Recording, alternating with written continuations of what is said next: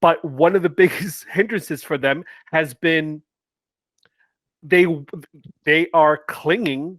They want something from the practice. That is, I find, a big hindrance right there.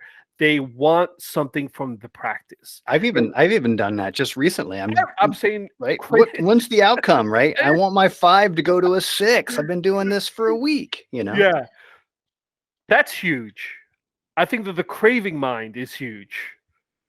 And that speaks more to like the instant gratification of our culture too, is that in this age of technology, everything is just one click away, or validation is right there. So we've conditioned ourselves, more so like the younger generation, that if there's not an immediate outcome to this investment, then why continue? Like if I put in a little bit of effort and I don't automatically see something good's gonna come out of it, then I need to move on to the next thing.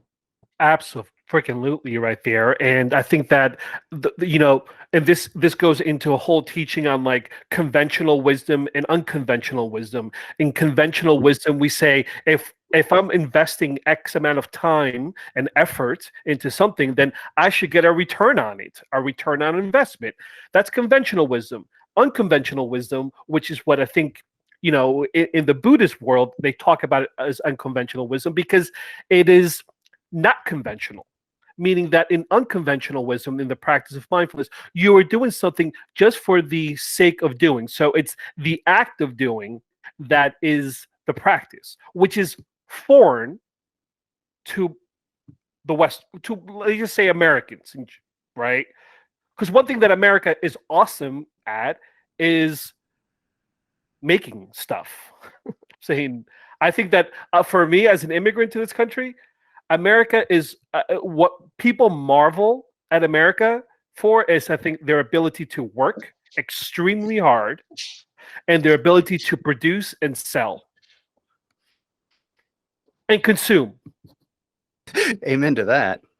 And that's, I'm saying, that's pretty, in conventional wisdom, that's pretty badass. Mm-hmm.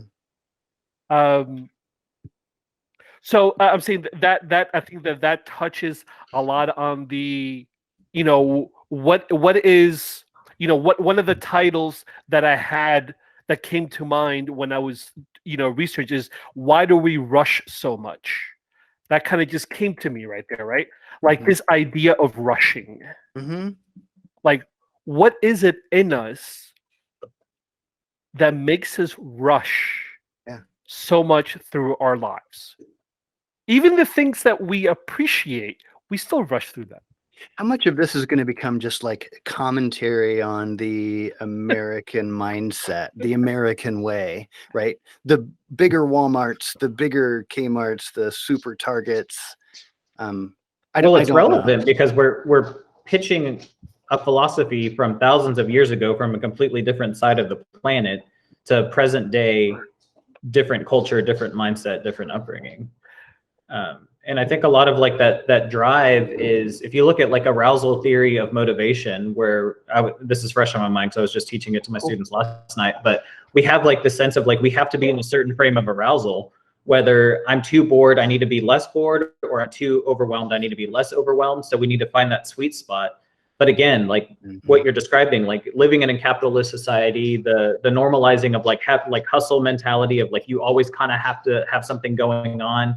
I mean, we're conditioning ourselves to constantly be in that state of like, when's the next deadline? When's the next thing? When's my next fix?